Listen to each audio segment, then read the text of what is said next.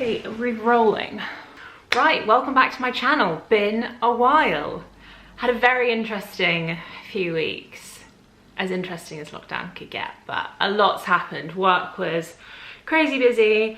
I became single. Yeah, I just didn't have any time for YouTube, unfortunately. But I'm back and with something a little bit different today. I put out on my stories the other day, Q&A dating. I was just like, ask me anything and I will answer. But before we get into the video, I just wanted to introduce you to Ana Luisa. This part of the video is sponsored by them. I'm wearing them now. I've got this bracelet on here, this cuff, and this T-bar necklace. I'll do some close-ups so you can properly see them. I'm just such like a jeans and t-shirt girl all the time that, like today's a Sunday for example, and I will go out, that just to elevate it with a couple of, always gold for me, very dainty but high quality and sustainable jewelry pieces. So Ana Luisa is incredibly sustainable. They offset 100% of their carbon emissions from the very first moment of sourcing the raw material up to the disposal of the pieces. They are carbon neutral, which means they give back everything that they take. Think of it as like fair trade for Mother Nature.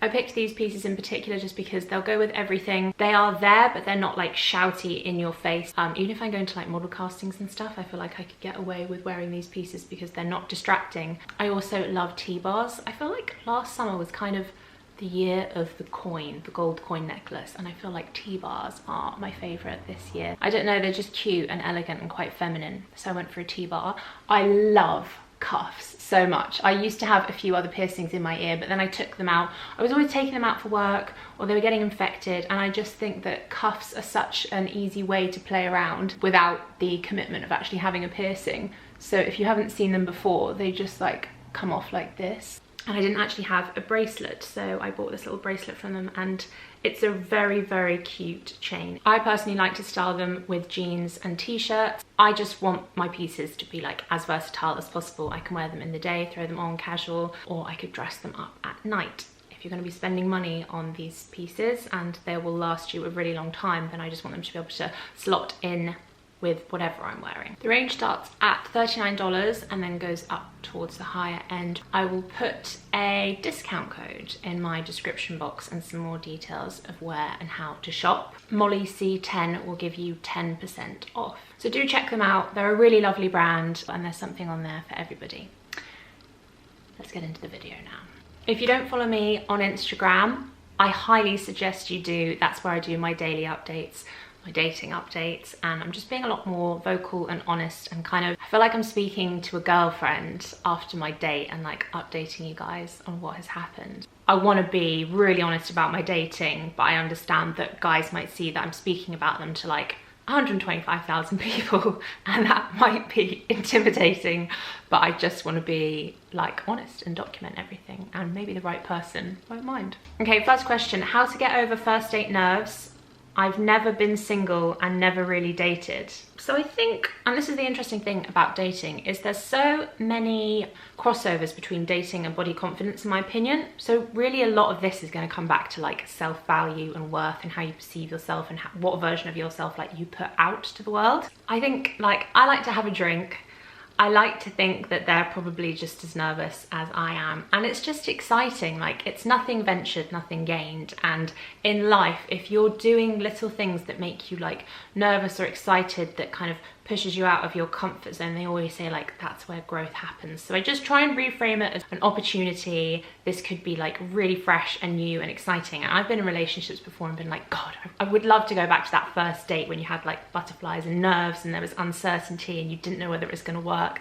There's something nice about not firmly having it in your hands. So yeah, just thinking about it as a bit more of an opportunity and a fresh start, and potentially the start of something amazing. Have you ever been ghosted? If so, how do you not let it affect your self-esteem? I have been ghosted so many damn times, and I feel like, I could be wrong, but I feel like that's something that men do to women more than women do to men. I don't think I've ever ghosted anybody. I like to treat others how I'd like to be treated. So if I ever feel like I went on a date and they were like asking about a second one, I wouldn't just leave it. I think that's so rude and a waste of somebody's time. I'd rather sugarcoat and just explain to them that why we won't be going on a second date. Not in like a harsh way, but just let them know where they stand so that it doesn't waste their time and they can crack on and meet somebody else. But it's really hard. It's the thing I'm probably struggling the most with, because I've been rejected for the last 4 dates I went on. Every single one has rejected me for like a second date option. Body positivity comes so naturally to me that value when I'm dating doesn't. So that's something I really want to work on. Being self-assured in who I am as a person and liking who I am and kind of cheerleading my way through it is how I've been explaining it to my friends. It's like, okay, they didn't want to go on a second date with me, but why does that mean that there's anything wrong with me? Why does that mean that anything needs to be analysed that I have done wrong or didn't do right? Or I just want to stop the self-doubt, and I think it just takes a while to adopt a new habit like that. So every single time I'm being rejected, I'm just telling myself that I was happy with the way I was on the date, and I'm happy with who I am, like the woman I'm becoming kind of thing. So yeah, cheerleading my way through it. Trying to be really kind to myself, but it happens to everybody. We just don't speak about rejection enough. And I need to get to a place where it's not self-doubt, it's just like, it didn't work out, don't overthink it, on to the next. You're great. Have you ever been rejected because of your size? Not to my knowledge, you know, and I get asked this a lot. I get asked a lot about with the body positivity and the size stuff and dating, and like, I'm an 16, 18. I don't think so, because I'm so kind of confident / happy in my body. It doesn't play a part, and it might only play a part for women who don't feel confident, because then it's that lack of confidence that's coming through with dating rather than an actual size issue. So many people on the Q&As were saying, did I disclose my size to men before we went on a date? And it's like, no, what? Like, what? And where's the pressure for men to disclose anything that they want to say? Can you imagine a guy being like, just so you know, I have a 4-incher? Like, it just wouldn't happen. Yeah, like, there's no reason to say, oh, by the way, I'm this size. If you think that it's something that you should disclose, maybe you actually need to work out why you think that. I think you're doubting your self-worth then. I would never say to somebody my size before I went on a date, because it's just not relevant. Opinions of sleeping with someone on the first date. I have had many a one-night stand. Didn't even get to date stage. Just being honest about that. From personal experience, I've never had anything concrete come out of a one-night stand. Literally never.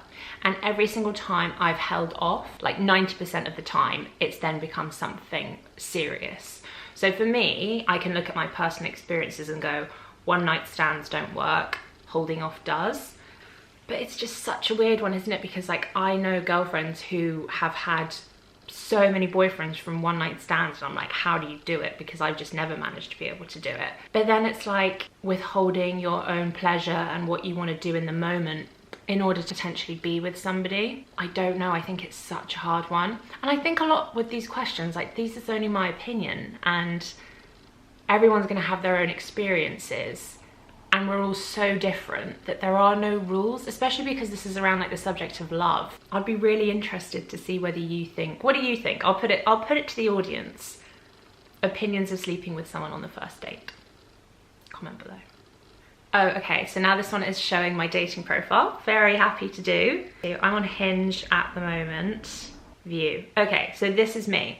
So first of all, I think I've taken off my last name now, just because I didn't really want people going on Instagram. Oh, another question I got was, do I use my modeling pictures? Absolutely not. And I've actually taken off the fact that I'm a model, just because I think there are a lot of like, I think a lot of people might prejudge or try and stalk and find out more information. And so first picture is a picture of me and Buster on the bed. If you don't have a dog pic, do you even date? So I'll fall for you if you quote David Brent. For those of you who don't know, who's the main character in The Office UK, if somebody picks up on that, then I know we have like a similar sense of humour, which is really important for me.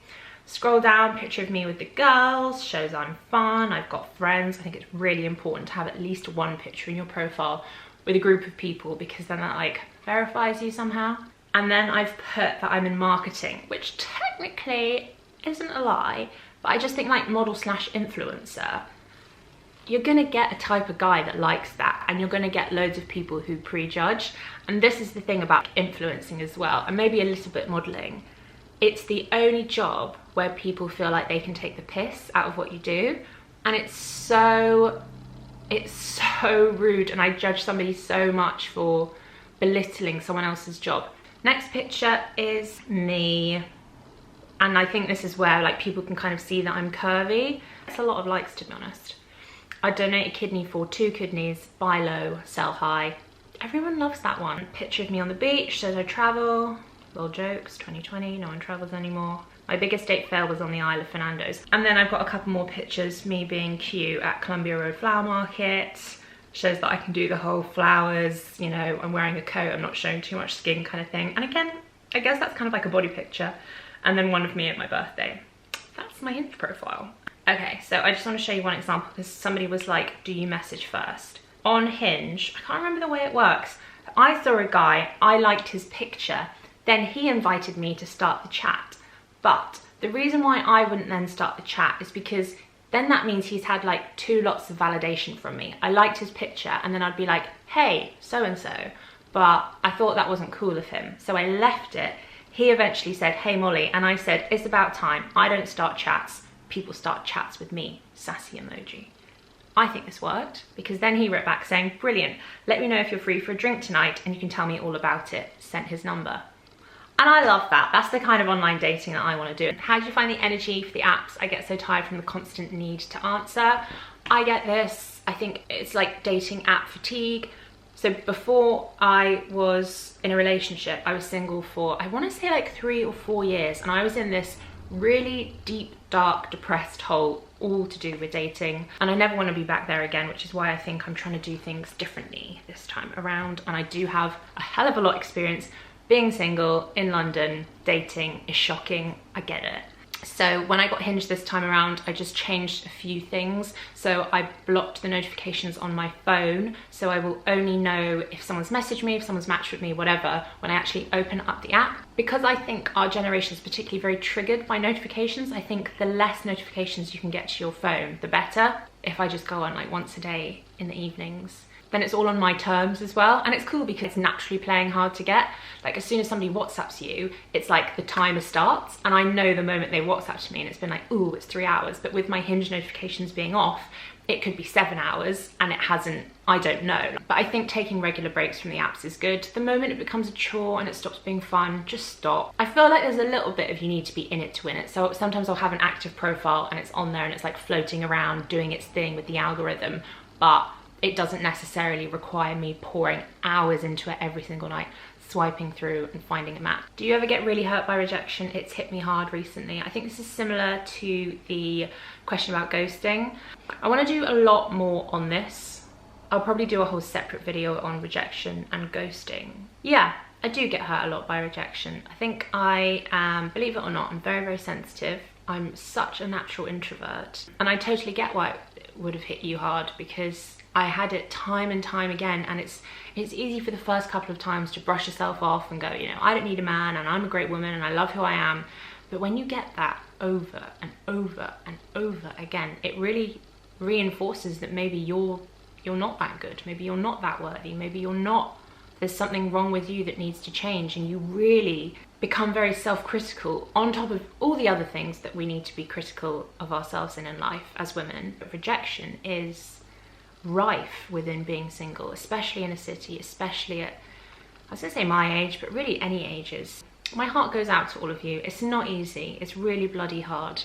Being single doesn't mean that you can't be happy, and being alone but not lonely, and being alone and happy is something that I really want to work more on. Do you think a guy should pay on the first date? Yeah, I do actually. I can't say why. My dad, I think it's my dad, like my dad's always been very generous. I think it's because he has the 3 of us girls, but he's always very generous, and it's just how he taught me. He was just like, the man should always pay on the first date.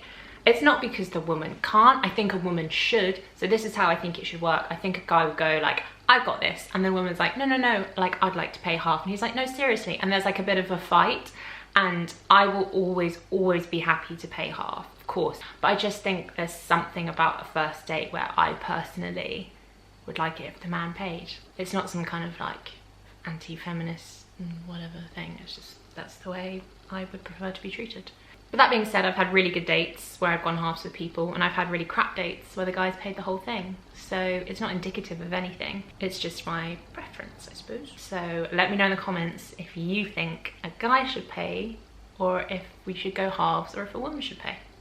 Do you date women? If so, please consider me. I've never been on a date with a woman. I've never considered myself even bi-curious. I've obviously, like, the thoughts gone through my head to work out how I feel about it. I'm not a lesbian. I've never dated a woman. I don't know. I had to double check then, but no, I haven't. So I'm sorry, but no. Do you shave on a first date? I think it depends on like the energy before you meet somebody, and if you're like really flirty with somebody, you might want to. Or if you think you're really gonna like somebody. I know women who purposefully won't shave and won't wear nice underwear, so they won't be inclined to get a little bit too frisky on a first date because they want something more. So sometimes I shave, sometimes I don't. I mean, I'm having like laser hair removal at the moment, so that's a dream. I did shave my nipple hair the other day for a date, and that was a new level of like, could happen, couldn't happen. And I also feel like I hate shaving and like the shaving rash that you get afterwards, and I'm like, is this guy worth it? Especially if nothing happens, then you'll just be ending up with a rash. And these are the kind of things that women need to consider before they go on a date. Is it harder to date getting older? Definitely not. Am I older at 28? I mean, I'm older than I was yesterday. I wouldn't consider myself old. This is a really large part of something that I want to talk about more in depth, is like what we should be doing. I'm so like, I do this more than Dr. Evil, I swear. Yeah, I don't want to put myself on a timeline because I feel like that will always really mess up your life. I think when you put yourself on a timeline, you're being motivated by fear, because you're saying, if I don't have this thing done by that age, then I failed. And it comes from such a negative place. I probably wouldn't be doing the job I'm now doing and so happy and, may I say, like thriving quite well, if I had been on that same timeline as everybody else. I remember being at uni and everyone was applying for grad schemes. I don't know why, but I just didn't, because I think I got halfway through the Barclays grad scheme and I was just like, this isn't me. I was like, first of all, I'll never be accepted. I'm not smart enough. But it just didn't feel right. And I feel like we need to learn to dance to the beat of our own drum and do things on our own timeline. We need to do what is right for us when it's right for us. And that won't be the same as our peers.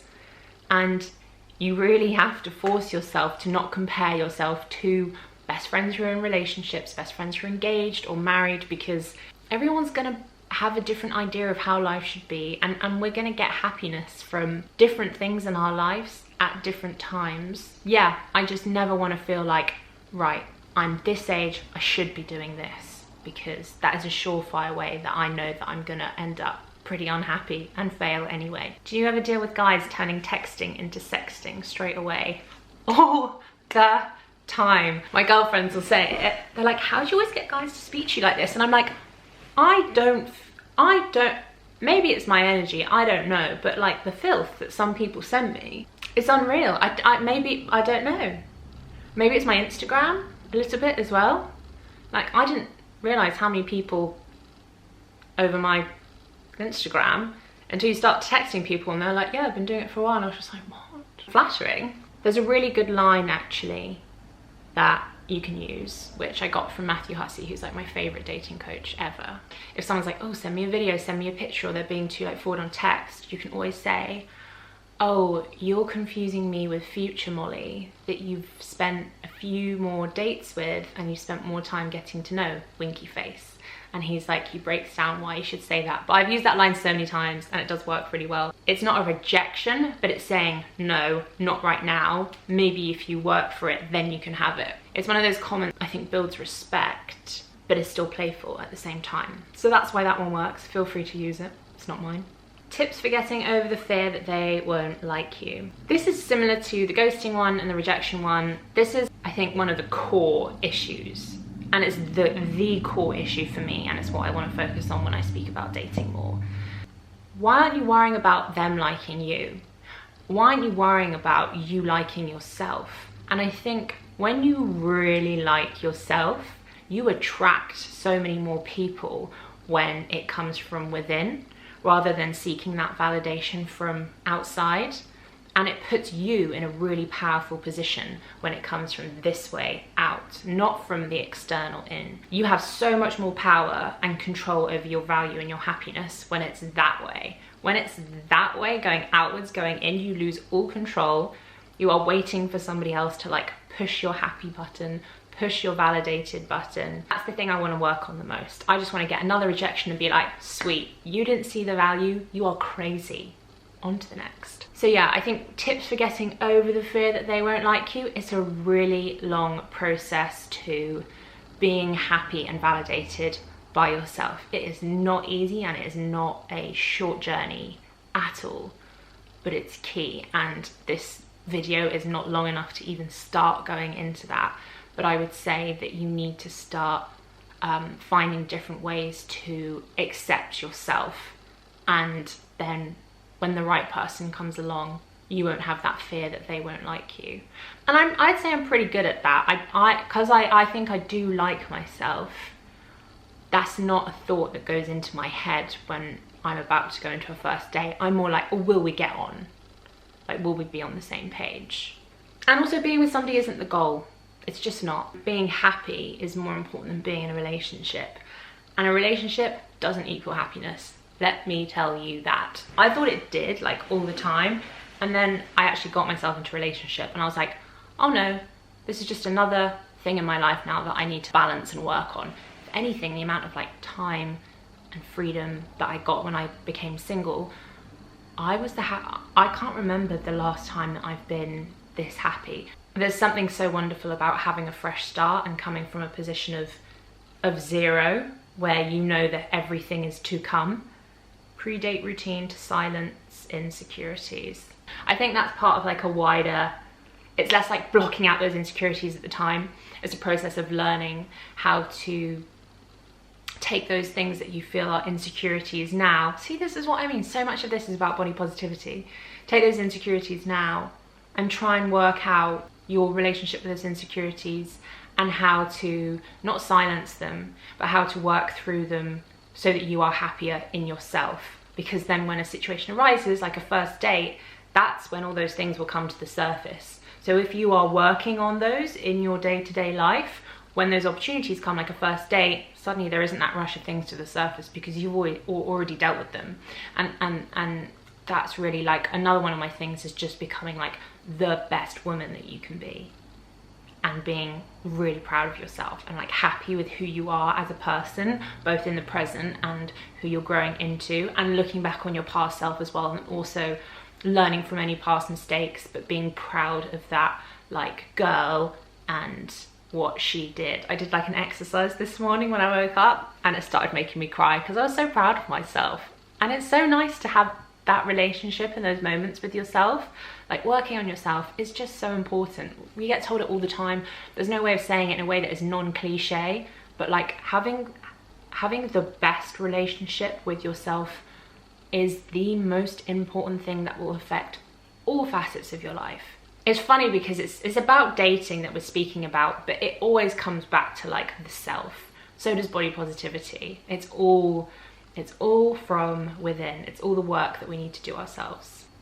Is dating difficult because of work? How do you deal with explaining your job? So this came from another model. Yeah, I feel like it's like when I first started modeling and then dating, I was like, this is so cool. Like, guys are gonna love that they're like dating a model, and they'll tell all their friends, and like it's such a cool job to have. But then I was just like, what? This isn't working. Like, why do I keep on hitting a stumbling block? And again, I think it's intimidating. It's the only industry in the world where women earn more than men by some way. I love that fact. And then I think the influencing side of things is even more intimidating now.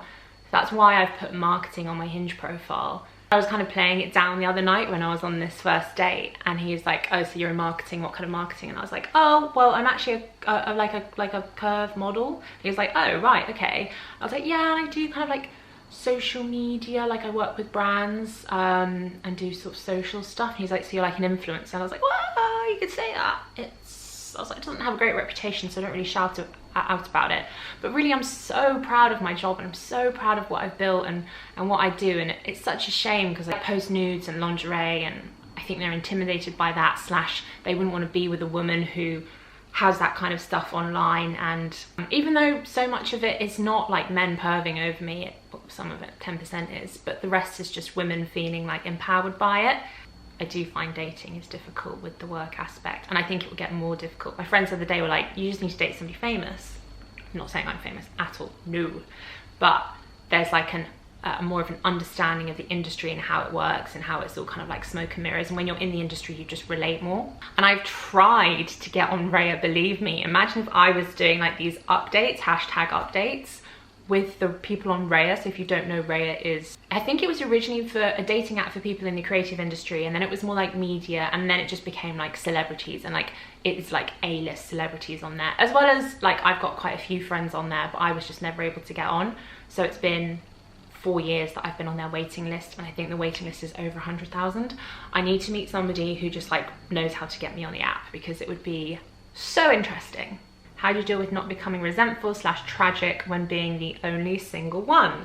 I've been the only single, tragic, depressed, bitchy, resentful one so many times. I've got a group of very beautiful, intelligent, funny women in my life. They're called the Barbies because we're all blonde. We do have one token brunette, but we're called the Barbies. Not self-proclaimed. Everyone called us that at school, and it kind of stuck. And I always had periods of being the only single one in the group, so I get it. I would never put that down to my size. I still wouldn't, like now, even though I'm, I guess, the big one in the group, but I definitely don't see myself as that. And it's not a size thing either. Again, I think it's about not comparing yourself to other people. I think comparing yourself will only make you, it will make you resentful. Because when you're comparing, you're saying, what am I lacking that they have? But remember, people look at you and think, she has so much that I don't have. I think it's about being grateful for what you do have. I think it's about being patient, and it's so funny because I keep on saying, like, you know, be patient when, you know, relationship will come to you when it's the right time, it'll be the right person. It's like I just feel like I'm kind of stepping out of that zone now and just not having relationship as the goal anymore. Because being in a relationship, I've realized that it's not the goal. Forgive me for repeating myself, but being happy is. And being in a relationship isn't necessarily happiness. You're creating a life where you're happy. You're creating a person that you're like proud of, and you're really enjoying the person that you're growing into. And that is the only thing that I need to be pursuing right now. I don't need to be pursuing somebody else's validation or their time or that status of being in a relationship. I'm gonna wrap it up there. I really enjoyed that. I hope it wasn't too deep. I thought it was gonna be more like quick fire gossip, like, yeah, this was great, I had sex with this person, that was fun. It wasn't, it was quite deep. But I think the overarching thing is, yeah, you're not trying to seek somebody to make you happy. You can make yourself happy, 100%. I looked back over when I got into a relationship and I was really happy with that relationship. I looked back at my single years and my only regret was that I spent so much time being miserable and wishing the days away because I just wanted to be in a relationship with somebody. And I just wasted those days, and I don't want to be like that again. I want to be happy, which I know you can't be all the time, but I want to not doubt myself. I want to be building the best version, the best woman I can be. And that's all I need to be doing right now, especially in lockdown and a pandemic. Give yourself a break. Don't compare yourself to other people. And know that there is no right time to be doing something in your life. Don't let that be the motivation, because you will fail if that is your motivation. So I hope you enjoyed the video. We'll do something lighter next time. I do have a haul coming up. Again, all the Ana Luisa bits, I will tag the brand down below so you can check them out, and there's also a discount code, because then we'll be like dating and like wearing the same pieces of jewellery, which is quite cute. Thank you very much for watching as ever. I hope it wasn't too long, and I hope you enjoyed it and got something from it. And I shall see you in the next video.